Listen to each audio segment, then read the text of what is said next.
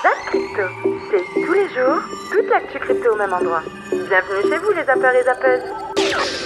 Le Zap Crypto est également diffusé sur Twitch à 18h du lundi au samedi. Pour en débattre en live avec toute la communauté. Vous pouvez enfin vous installer confortablement. Votre Zap va commencer. Je vous souhaite une excellente vidéo. C'était Zap Crypto. On va commencer par le roi des cryptos qui nous avait parlé de son enlèvement. Peter, il m'avait envoyé un message pour me dire « Oh frérot, c'était dur, je me suis fait torturer. » Et apparemment, ça se révèle être du flan. C'est du flambi. Je ne sais pas, mais là, un article nous apprend que ça ne se serait pas passé comme il nous l'a dit au téléphone. Tu parlais de sauce tout à l'heure, je crois que lui, il est dans plusieurs sauces aussi, ça a l'air sympa. Une marinade qui n'est malheureusement pas passée là actuellement. Non, mais c'est particulier quand on lisait l'article la dernière fois où il disait que, enfin, où on apprenait qu'il était enlevé. Là, tu apprends dans celui-ci qu'en fait, c'est son père et un des financiers de son escroquerie qui aurait justement alerté sur un possible enlèvement de ce mec-là. Et bon, si tu lis bien l'article, tu comprends qu'en fait tout le monde est un peu mêlé là-dedans et que l'argent est passé d'une main à une autre. Voilà, ils t'ont fait un espèce de tour de magie. Maintenant, ça va être à la justice de savoir où sont les fonds. Ouais, alors apparemment, dans le dossier qui comprend un peu toute cette histoire, il y a 700 pages. Et si on veut résumer ce qu'on a lu, on n'a pas lu les 700 pages, hein, on va les passer bientôt dans ChatGPT. On vous fera peut-être un truc dans la semaine, on va demander à ChatGPT, notre ami de toujours, de résumer, nous donner les 10 points clés. Ça va être plus simple. Et bien, apparemment, cette personne, oui, tout le monde a profité de sa nouvelle fortune, qui n'était pas la sienne, hein, c'était des investisseurs qui lui avaient donné de l'argent. Il avait pris à peu près 42 millions qu'il devait investir un peu pour tout le monde et transformer ces 42 millions en 10 milliards, quelque chose comme ça. Il a dû promettre des rendements plus ou moins assez faramineux, hein, je pense, Peter. Je sais pas ce que t'en penses. Bah, il a fait comme Bankman. Il a dit donnez-moi votre argent, je vais m'en occuper. Et après, derrière, il l'a distribué un peu partout à ses proches pour, en cas de besoin, tu sais, on sait jamais, ça peut servir dans le futur. Par contre, il a pas été cool, hein. Il a donné une voiture, une Bentley à son père à 200 000. Sa mère n'a eu que une petite Audi e-tron à 70 000. Il aurait pu mais il paraît faire... qu'il a mis 150 000 dans la cuisine. Donc, bon, ça équilibre. Ça équilibre un peu les comptes. Ah, du coup, la maman passe devant. Oh là là, les mamans qui sont toujours privilégiées. Mais c'est pas le tout. Il a fait plusieurs dons de voitures. Et c'est pas des petites voitures, hein. Des dons de voitures luxueuses, hein. Il y avait des Lambo, il y avait des Ferrari, il y avait une R8, une Aventador, une BMW. Il y avait un peu trop de voitures pour un seul homme. Tu comprends pas qu'en plus, apparemment, il était hébergé à titre gratuit chez un mec, mais avec une voiture à 1 million en caution. Enfin, est-ce qu'on peut appeler un chat un chat? Oh bah, il y a plus de mystère, j'ai envie de dire. Ouais, en fait, il a pris l'argent. Il aurait pris l'argent pour le redistribuer tout autour, pour que l'argent ne soit plus à lui, pour que la justice ne puisse plus saisir cet argent. Est-ce qu'on pourrait dire ça? Bah, c'est plus ou moins ce qu'ils vont devoir prouver aujourd'hui, parce que tous les micmacs, il s'avère que c'est lui qui a filé les voitures, quoi. Donc quelque part, c'est son argent, tu vois. Enfin, c'est son argent, c'est l'argent des investisseurs qui devaient investir. Enfin, c'est son argent, oui. Rends l'argent, c'est ça que je voulais dire. Rends l'argent.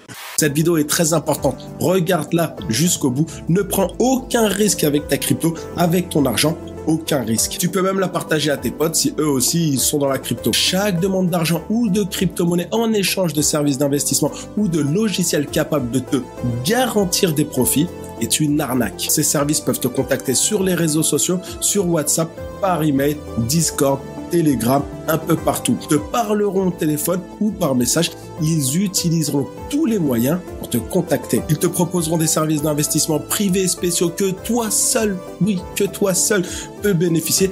Pourquoi? Parce que tu es unique, tu es spécial. Et une fois qu'ils t'auront convaincu, ils te voleront tout ton argent. En plus, avec l'intelligence artificielle, les escroqueries deviennent de plus en plus élaborées et convaincantes. En tant qu'investisseur crypto, tu dois être conscient de ce que l'IA est capable de faire. L'IA peut te créer un film, peut te créer une personne, imiter des personnalités, visage, voix, intonation. L'intelligence artificielle de Microsoft a besoin de seulement 3 secondes pour imiter parfaitement la voix de n'importe qui. En gros, ça veut dire quoi? Cela signifie que les escrocs pourront télécharger des vidéos d'influenceurs populaires dans l'écosystème crypto comme Vitalik Buterin, Elon Musk, BitBoy Crypto, Asher pour la France et en faire ce qu'ils veulent. Utiliser les images et l'audio et créer derrière des vidéos convaincantes te poussant à investir sur tel ou tel projet j'ai un exemple pour toi. Ou investir ton argent dans des services d'investissement claqués au sol, ils peuvent créer des vidéos pour essayer de te tromper dans le but de récupérer tes cryptos, tes phrases de récupération, tes mots de passe, etc. Ils utiliseront l'intelligence artificielle pour t'envoyer des messages directement sur tes réseaux sociaux, par email, des chats vidéo, tout cela pour te parler d'un fonds d'investissement spécial qui garantit des bénéfices réservés uniquement aux personnes spécialement sélectionnées. Toi, et ben tout ça, c'est tout simplement une arnaque et ils sont très fort. Des scammers prétendront également t'offrir des services pour récupérer tes crypto-monnaies. Ils voudront également t'aider à configurer tes portefeuilles. Aujourd'hui plus qu'hier, tu dois être encore plus vigilant et te rappeler de ne jamais envoyer tes crypto-monnaies ou tes clés privées à quiconque te faisant miroiter des solutions ou des gains faciles. Regardez, quand on regarde la carte là des crypto-monnaies, il y a une crypto qui est vert foncé. Ça veut dire quoi ce vert foncé? Ça veut dire plus 25%. 25% en 24 heures, c'est le Dogecoin. C'est énorme, bien sûr. C'est encore Elon Musk qui a fait quelque chose d'assez incroyable. Regardez, quand vous vous connectez sur Twitter, sur PC, en tout cas moi je l'ai pas remarqué sur mobile, mais sur PC c'est le cas, le logo de Twitter a changé. Maintenant le logo de Twitter c'est un Doge. C'est le chien, du coup qui représente le mème du Doge, qui est utilisé par la crypto-monnaie Dogecoin. Elon Musk, on sait qu'il aime bien le Dogecoin, c'est l'une de ses cryptos favorites, voire sa crypto favorite. Et pourquoi il a fait ça? Il a fait ça pour la blague. Regardez, il a reposté quelque chose qu'il avait posté en mars 2022, où il avait dit, en gros, enfin, il y a quelqu'un qui lui a dit, tu devrais racheter Twitter et changer le logo de Twitter en chien du Doge. Et il a dit, ah, ça serait trop bien, en rigolant. Donc voilà, il dit finalement, comme promis, je l'ai fait, je viens de changer le logo de Twitter en chien. Il va sûrement pas laisser ça longtemps, mais ça reste assez fou. Clairement, je pense pas que ce genre de choses aurait pu arriver avec Twitter coté en bourse. Il a fait d'autres blagues sur Twitter avec le Doge et Twitter, etc. Mais bon, ce qu'il faut noter, c'est que l'impact sur le cours du Dogecoin est assez hallucinant. Voilà, vraiment, c'est clairement ça qui a fait monter le Dogecoin de 0,07 à 0,1 et ça continue, ça reste à ces niveaux-là. Les gens voient ça comme quelque chose comme une très bonne nouvelle pour le Dogecoin. Pourquoi? Il y a aussi beaucoup de spéculations autour de Twitter qui introduirait des fonctionnalités liées aux crypto-monnaies, et quand on voit à quel point Elon Musk est fan du Dogecoin, et le Dogecoin ferait partie de ces fonctionnalités. Peut-être pas dans un premier temps, mais ça viendrait. Mais disons qu'il y a beaucoup d'espoir autour du Dogecoin maintenant, quand on voit à quel point Elon Musk soutient le même, et il a fait plein de déclarations autour du Dogecoin. Il avait dit qu'il possédait 3 crypto-monnaies, le Doge, l'Ether et le Bitcoin. C'était les 3 seules crypto-monnaies qu'il avait. Donc à chaque fois que vous voyez des choses autour du Shiba ou d'autres choses que Elon possède, c'est faux. En tout cas, il ne l'a pas accepté. Du coup, il l'a pas dit clairement. Du coup, ça reste que des pures rumeurs. Donc voilà ce que j'avais à vous dire autour du Dogecoin. Honnêtement, c'est assez hallucinant. Chaque fois que Elon fait quelque chose autour du chien, du Doge, il y a des choses qui se passent. Quand il poste des photos de son chien, d'un Shiba Inu, il y a des choses qui se passent. Ce qui est aussi intéressant de noter, c'est que depuis The Merge, donc depuis que finalement Ethereum est passé de Proof of Work au Proof of Stake, ok, je vais pas rentrer dans les détails, c'est pas l'objectif de cette vidéo.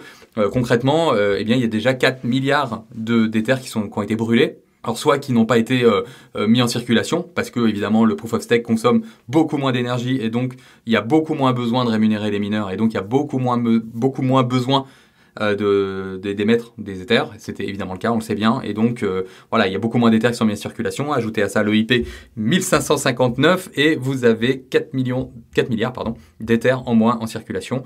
Alors, les entreprises crypto du Royaume-Uni ont du mal à accéder aux services bancaires selon plusieurs sources citées par Bloomberg. Les rares banques encore prêtes à travailler avec ces entreprises exigeraient plus de documentation et d'informations détaillées sur la surveillance des transactions de leurs clients. Les entreprises crypto font face à des défis tels que des demandes de comptes rejetés, des comptes gelés et une quantité considérable de paperasse à traiter.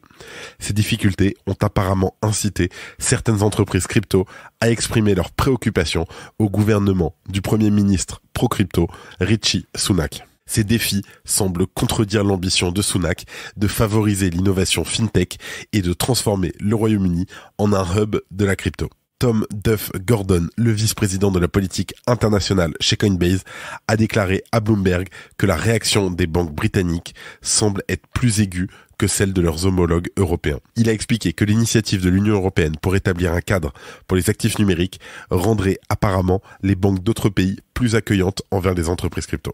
Le comité parlementaire européen a approuvé la législation sur les marchés d'actifs crypto, MiCA, donc en Europe 2022, une étape importante depuis son introduction en septembre 2020 avec le vote final prévu pour ce mois-ci. Et selon les données de PitchBook, les investisseurs en capital risque dans les entreprises d'actifs numériques ont chuté de 95% à 55 millions de dollars au Royaume-Uni en 2023, tandis que d'autres pays européens ont enregistré une augmentation de plus de 30%. Face à ces défis, les entreprises crypto se tournent apparemment vers des prestataires de services de paiement tels que BCB Payment et Stripe pour maintenir leurs opérations au Royaume-Uni à flot.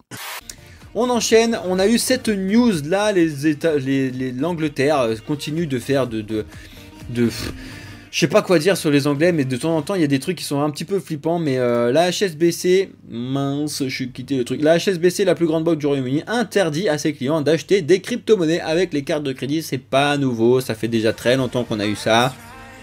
Et d'ailleurs, il y a eu Seb Gouspilou, que je suis de très près, qui a justement dit que la blockchain Bitcoin, c'est la transparence, et que HSBC est allergique au concept de transparence, justement parce qu'il a remis un article de 20 minutes, un rapport du parlementaire européen qui dénonçait justement la HSBC sur les risques financiers qui étaient dessus. Franchement, c'est assez drôle ce qui se passe. En fait, ils répondent à l'attaque par l'attaque. Bref, c'est la HSBC qui interdit ses clients d'acheter des trucs. Vous voyez bien quand même, il y a quand même un problème dans le truc. C'est-à-dire que nous, personnellement, dans le monde des cryptos, on va jamais vous interdire de faire un truc. Au contraire, on est là à vous montrer comment ça fonctionne et après vous faites ce que vous voulez. Encore une fois, on vous le répète, on n'est pas là pour vous convaincre de rentrer dans le monde des cryptos. Ça, non, on s'en fout royal. Vous faites ce que vous voulez. Par contre, nous, on veut que vous ayez les bonnes informations. On a ici la troisième news. Militer pour les crypto-monnaies, cela revient à soutenir les milices russes. Le président de Crédit Mutuel vend debout contre la blockchain et on ne sait pas ce qu'il fume, on va regarder un petit peu. Donc le président de Crédit Mutuel considère les crypto-monnaies comme dangereuses. Bon, si ça s'arrêtait là, pourquoi pas.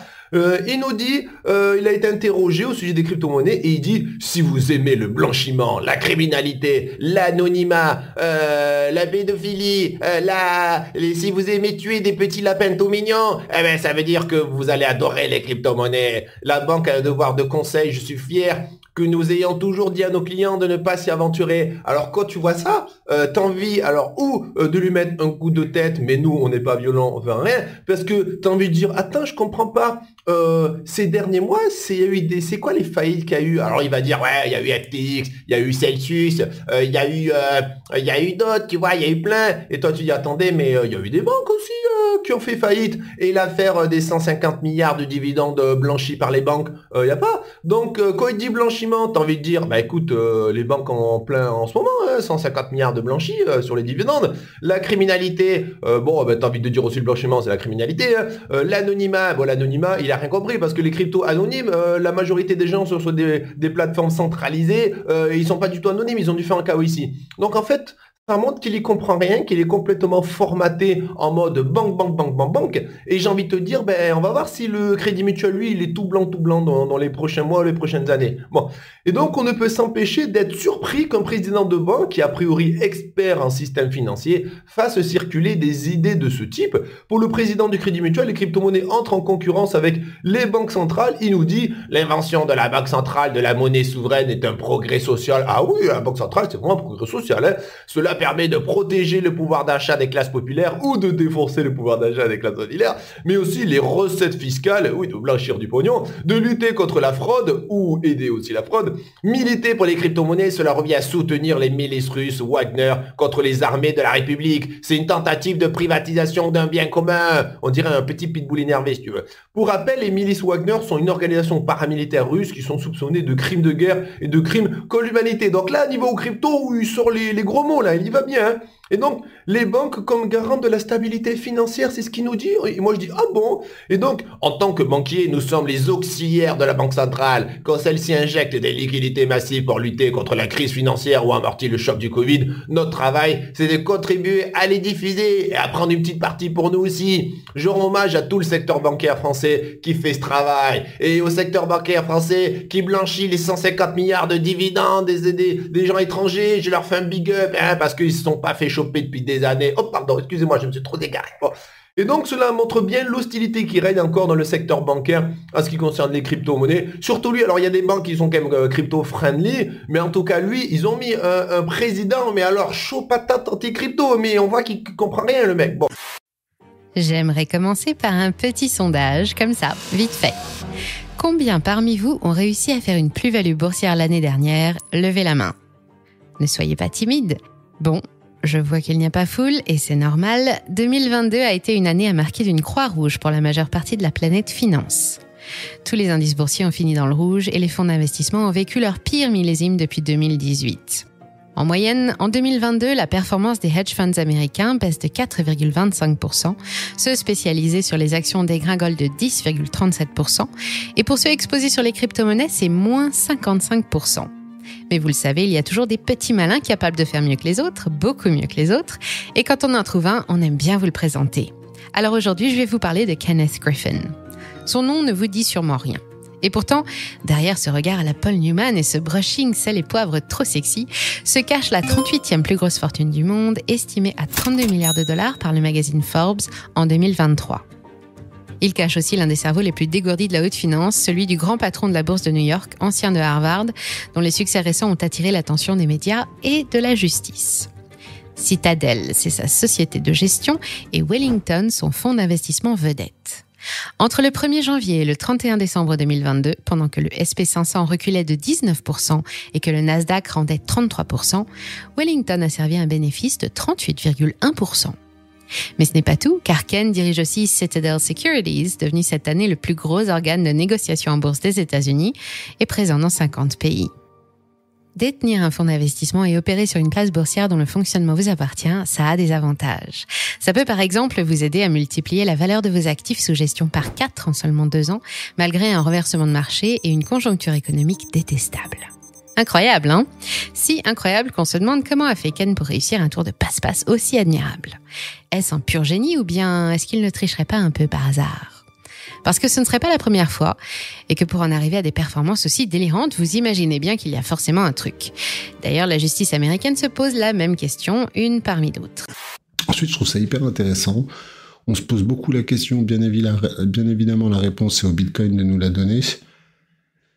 Tim Draper, qui est vraiment quelqu'un qui est à fond dans le Bitcoin, qui nous explique que la Silicon Valley a sonné l'alarme pour ceux qui hésitaient à acheter du Bitcoin. Je suis assez d'accord, parce qu'à un moment donné, avec cette crise bancaire, avec la crise, maintenant on parle même de fraude bancaire en France en particulier, il y a vraiment une crainte. Il y a une crainte à un moment donné, et les gens cherchent des solutions de repli, et je pense que le Bitcoin, peut-être là, est en train d'apparaître comme une alternative à l'échelle mondiale par rapport à toutes ces crises bancaires. Et tout simplement, on attend que le Bitcoin nous démontre qu'il l'est vraiment. Mais je suis assez d'accord. Je pense qu'il y a un déclic qui s'est fait sur les crypto-monnaies et surtout sur le Bitcoin ces derniers mois, et en particulier ces dernières semaines avec la crise bancaire. Bien évidemment, ça serait historique, et on verra, les prochains mois nous donneront raison ou pas. On continue avec Good Value qui nous dit que les BRICS, très intéressant les BRICS, on n'en parle pas souvent, Brésil, pas dire de conneries, mais Brésil, Inde, Chine, Russie, non, Afrique du Sud, je viens de checker, Afrique du Sud. Ok, ils sont en train de développer une nouvelle monnaie, selon Alexandre Babakov. C'est intéressant parce que ils mettent un pied là devant l'Europe et les US. Rappelez-vous, on a souvent parlé des MNBC au niveau du crypto-dollar, crypto-euro, comme quoi vous allez avoir une MNBC, donc ça veut dire un euro en fait si vous voulez numérique. Pareil au niveau du dollar, donc au niveau de la Fed qui mettrait ça en place, et aussi la BCE qui mettrait ça en place au niveau euro. Mais c'est vrai qu'on n'a pas souvent parlé de l'alliance des BRICS. En fait, ils pourraient faire leur propre monnaie aussi. C'est vrai que c'est une idée. Et là, du coup, ils sont en train d'accélérer par rapport à ça. On a quelques news qui sont sorties. Et chose étonnante, c'est qu'il faudrait l'adosser à l'or. C'est intéressant. Adosser leur monnaie à l'or et aussi à des terres rares. En vrai, ça peut être quelque chose d'intéressant. Mais voilà, il ne veut pas l'utiliser directement comme monnaie nationale et l'utiliser de partout. Dans le premier temps, comme il explique, ce serait plutôt pour faire des règlements à l'échelle nationale. Si ça marche, pourquoi pas continuer continuer en fait dans cette lancée-là. C'est pas mal ce qu'ils font, je trouve. Et c'est exactement ce qu'il dit là, une guerre contre le dollar est lancée. Et le but en fait, c'est de retrouver une monnaie qui va être plus performante que le dollar, parce que si t'as la monnaie, ta monnaie est la monnaie la plus utilisée au niveau mondial, au niveau international, t'as tout gagné. Et tu peux créer ta propre monnaie et faire de l'endettement sur le dos des autres, quoi. Et c'est parfait. Ce que font les États-Unis au final, le fait que tout le monde utilise le dollar, ça leur donne beaucoup de pouvoir et indirectement ils financent leur guerre grâce au fait que tout le monde utilise le dollar et tout le monde paye en dollars. Donc c'est un enjeu qui est très important, et avec les MNBC c'est quelque chose qui peut bouger. Donc en résumé, eh bien on a une équation extrêmement complexe qui se présente à nous. Alors on n'aime pas trop ça, hein. Nous on préfère quand même quand c'est simple, hein. Let's keep it simple and stupid. On aime bien quand on a, je sais pas, du style un tweet qui permet de prendre une décision d'investissement. C'est quand même beaucoup plus simple que quand on a une équation avec 14 entrées différentes et puis qu'on sait pas trop comment on va s'en sortir à la fin. Donc aujourd'hui on sait que le pétrole monte, que c'est pas bon pour l'inflation. On sait que si l'inflation elle monte, ce sera pas bon pour les taux. Si les taux commencent à monter ou continuent à monter, eh bien ce sera pas bon pour la tech. Et puis au milieu de tout ça, eh bien on n'oublie quand même pas que vu les données manufacturières et vu ce que nous annonce l'OPEP, eh bien c'est qu'on va quand même en direction d'une récession. Donc si on va en direction d'une récession, pourquoi on se casse la tête pour monter les taux là tout de suite? Enfin bref, pour l'instant, c'est un grand mystère qu'il va falloir résoudre ces prochains temps, et l'enquête promet de durer. Mais la bonne nouvelle dans tout ça, c'est qu'effectivement le mois d'avril est un des meilleurs mois boursiers. D'ailleurs, une des dernières statistiques de Bank of America nous expliquait que normalement, d'après leurs indices calculés et interpellés dans tous les sens, eh bien on devrait monter bientôt de 16% sur les indices, donc tout va bien. C'est pas tout à fait même son cloche ailleurs, puisqu'on n'a jamais vu autant de professionnels de la finance être autant négatifs sur l'avenir des marchés. Et plus ils sont négatifs, plus la vol baisse, plus on est bas au niveau de la volatilité, plus ça montre que l'investisseur a confiance, et moins on baisse. D'ailleurs, on n'arrête pas vraiment de monter, même si hier n'était pas la journée la plus euphorique de l'année 2023. On peut voir que quand la Fed pivote, ce n'est pas forcément l'équivalent vraiment que tout va bien. La Fed pivote parce que, par exemple, il peut y avoir une hausse du chômage. Donc, on peut le voir, par exemple, unemployment. Donc, si on rajoute le niveau de chômage, vous voyez, quand la Fed pivote, ça augmente le niveau de chômage dans certaines conditions. Donc là, vous voyez, elle a pivoté, le niveau de chômage était en train d'augmenter. Il en est de même ici, pivot, le niveau de chômage qui augmente. Donc, lorsque la Fed fait un pivot, c'est pas forcément significatif que tout va bien. C'est plutôt significatif qu'il y a quelque chose qui se passe. Et des fois, elle pivote. Il y a aussi une spirale déflationniste, c'est peut-être aussi pour ça qu'elle pivote, notamment fin 2019, elle n'a pas forcément pivoté parce que il y avait un niveau de chômage qui augmentait, mais plutôt parce que il y avait on essayait de relancer un petit peu la croissance et l'inflation, et donc c'est l'une de ces raisons pourquoi elle avait pivoté. Donc voilà. Donc généralement quand elle pivote, c'est vraiment la dernière partie du cycle. Donc il faut faire attention. Il faudra voir à ce moment-là où en est donc les liquidités, où en est le niveau de croissance et où en est aussi l'inflation. C'est les trois facteurs majeurs qu'il faut prendre en compte. Le dollar qui est fondamentalement baissier et qui est techniquement baissier également. Puisque comme on en avait parlé, depuis la cassure du creux, le rebond zone de rechargement de short, on avait estimé que ce rebond était terminé et que du coup on allait revenir vers les 101,9 points à peu près, donc le niveau ici qu'on avait identifié ensemble, et à voir comment le prix réagit. Pour l'instant, le prix n'arrive pas à former de bottom ici. La question c'est, est-ce qu'on va réussir à casser le creux? Si oui, c'est un énième sommet descendant et une énième continuation baissière. Et on avait noté cette grosse zone qui attendait d'être comblée ici en mensuel. Là, la zone à peu près des jusqu'aux 99,4 points, donc ça fera encore de la marge baissière pour le dollar index. Donc du coup, 1 euro qui pourrait performer, et surtout les autres devises également. Donc ça, c'est bullish pour l'écosystème asset à risque. Les crypto-monnaies qui sont considérées comme des assets à risque en font partie également. Nouvelle clôture technique mensuelle favorable. La clôture technique mensuelle remonte donc à vendredi dernier. Plus que jamais, elle est à nouveau confirmée comme étant favorable sur la ligne de MACD en logarithmique. Alors, attention quand même, on a effectivement une tendance haussière de l'histogramme comme les fins de bear market précédents. On a une inflexion haussière de la ligne de MACD. Mais pour vraiment dire qu'on est maintenant en bull market, c'est-à-dire la différence entre une fin de bear market et un début de bull market, c'est lorsque la ligne de MACD croise 0 et lorsqu'elle croise sa ligne de signal, ce qui n'est pas encore fait. Le RSI, eh bien, là, le bull market, c'est lorsqu'on dépasse 50. Alors, voilà, je vous laisse. Alors, est-ce qu'on a dépassé 50 ? Est-ce qu'on a clôturé pile poil dessus ? Ça, c'est la petite incertitude sur laquelle on nous laisse, on verra.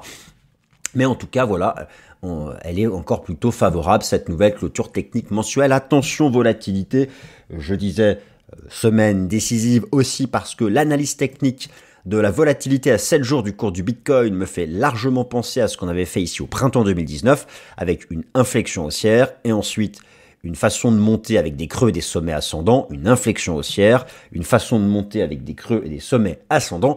Je m'attends donc à un rebond de la vol cette semaine.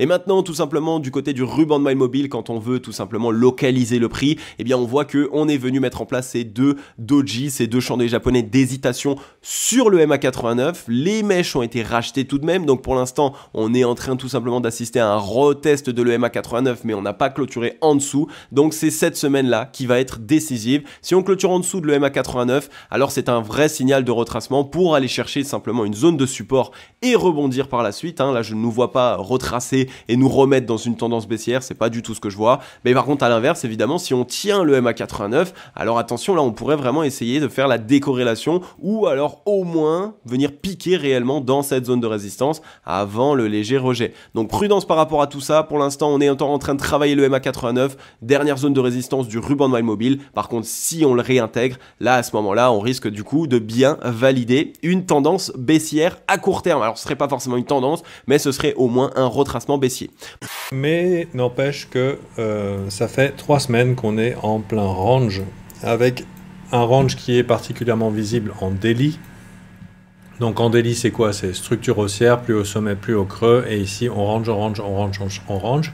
Mais ici, vous voyez quand même une distribution des volumes sur les highs.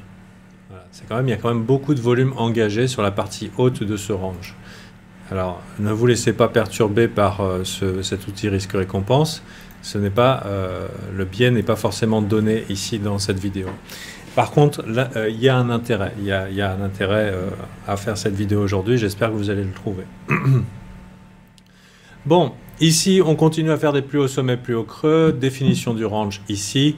Et si on regarde un petit peu les mèches, on pourra identifier les choses suivantes. Ça va être...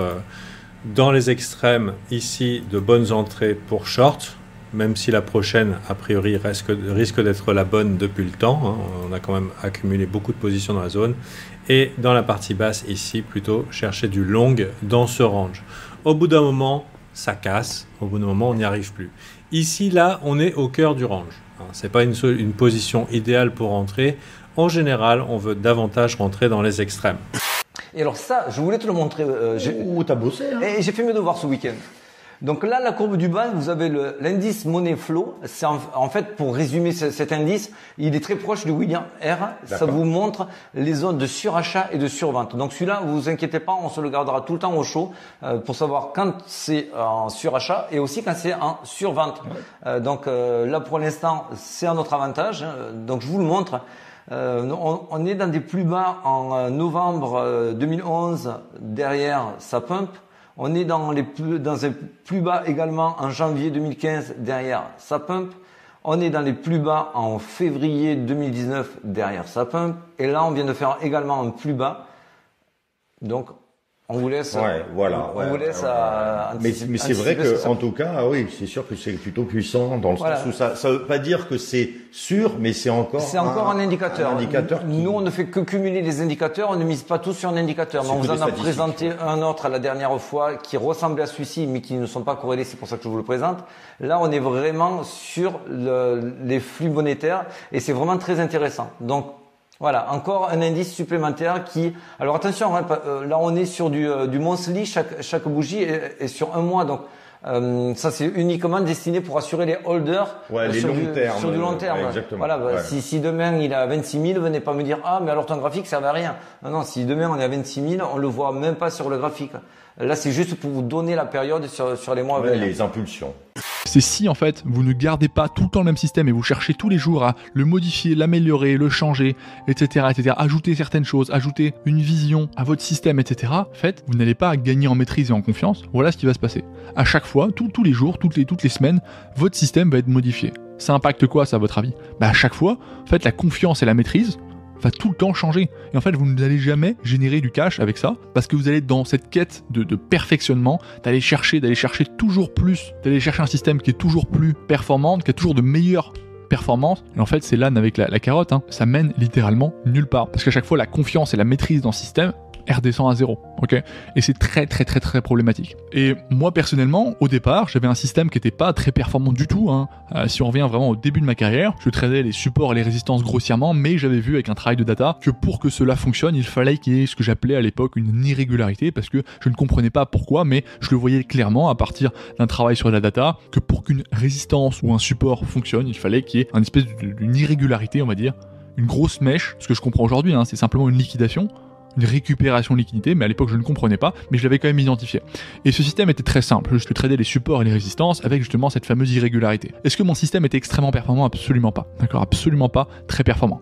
Il avait un win rate qui était élevé, mais en termes de performance, les risk to reward étaient très faibles. Et c'était pas un système qui était magnifique, ok? Et c'était pas un système qui était incroyable, extrêmement performant. C'était pas une magnifique machine, comme j'estime aujourd'hui mon système de trading. Non, à cette époque-là, c'était vraiment quelque chose qui fonctionnait, ok, ça fonctionnait, ça tirait de la performance, mais c'était pas incroyable. Pourtant, la qualité que j'ai eue à ce moment-là, et mon frère ça a été exactement pareil, hein, c'est hop, dès lors que ça a été profitable, hop, tout arrêter, d'accord, tout mettre sur le côté, et commencer à appliquer ça sans le modifier, ok, commencer à prendre confiance, prendre de la maîtrise dessus, et l'appliquer sur les marchés réels, et aller chercher de l'argent. Et en fait, ce qui se trouve, c'est qu'avec un système qui est très, on va dire, qu'on pourrait appeler basique, non, il y avait quand même du travail derrière, attention, hein, mais un système qui n'est pas très performant, aller chercher de l'argent sur les marchés financiers, aller chercher des revenus, et avec une belle évolution. Tandis que d'autres, on va avoir un système qui est beaucoup plus performant, mais ne vont jamais réussir à tirer 1 euro sur les marchés financiers, d'accord? Jamais. Parce qu'ils vont tout le temps le modifier, le changer, l'améliorer, le modifier, etc. Et la confiance et la maîtrise, en fait, sur quelque chose qui va être stable, n'arrivera jamais. Et en fait, leur confiance, leur maîtrise, elle est très erratique, en fait, parce qu'elle va changer toutes les semaines, tous les jours, en fonction de l'évolution, puisque l'être humain aujourd'hui, c'est triste, c'est la société qui le veut, hein, fort probablement, et j'en suis même certain. C'est une culture vraiment de la rapidité, du tout de suite, du changement en permanence, de l'ennui également, et ça c'est drainé, hein, bien sûr, avec tous ces réseaux sociaux, etc. aujourd'hui, qui sont abondamment utilisés, où il faut tout le temps quelque chose qui bouge, en fait, de la dopamine, d'accord? C'est que ça, hein, c'est que ça, on en revient justement à ce qu'on vous a enseigné, et ce qu'on vous a expliqué dans une vidéo dédiée, hein, sur la psychologie, on vous parlait de tous ces neurotransmetteurs qui sont dans votre cerveau, et qui vont modifier complètement, et qui vont impacter votre comportement. La psychologie, c'est rien d'autre que des neurotransmetteurs. Bon. Yadek, alors, la battle de rap NFT qui secoue la crypto game, ça c'est bien. Yadek à la croisée de l'industrie musicale et des NFT. Yadek est un projet Web3 français novateur s'appuyant sur tout le potentiel offert par les tokens non fongibles. Il propose une expérimentation disruptive et immersive qui s'ingrène naturellement dans le quotidien de ses utilisateurs. Vous allez voir ça, je vous mets les liens de ça si ça vous intéresse évidemment. J'ai trouvé ça pas trop mal. Évidemment, des NFT, on en voit tous les jours, c'est un délire, et encore, on n'est pas encore en bull market, c'est pour vous dire. Actuellement, il y a au moins une vingtaine de collections NFT tous les jours, et forcément seulement un maigre pourcentage arrive à tirer leur épingle du jeu et du coup à faire un bon mint et après aussi même à augmenter en prix, et c'est un petit peu ce que les gens cherchent, c'est-à-dire qu'ils veulent une bonne collection NFT. Certains sont là juste pour l'argent et on le respecte, mais en tout cas souvent le floor price d'une collection NFT détermine un petit peu si ça a marché ou non. Alors, du coup, directement, sans transition, les 4 choses les plus importantes, je vais vous les dire directement et dans l'ordre, ok? Sachant que même si une collection NFT arrive à tout réunir, ça ne veut pas nécessairement dire qu'elle va marcher. Ce sont juste des indications. Certaines collections NFT ne vont pas tout respecter et pourtant vont quand même marcher. Il peut y avoir des anomalies, entre guillemets, ça peut arriver, mais c'est vraiment, on va dire, des indications. Ça devrait vous servir en fait en tant qu'outil, en tant qu'indicateur supplémentaire pour vous aider en fait dans votre digue, dans vos recherches de collections NFT et dans votre veille du Web3 en fait de manière générale. Premier élément, premier pilier indispensable bien sûr, c'est la communauté.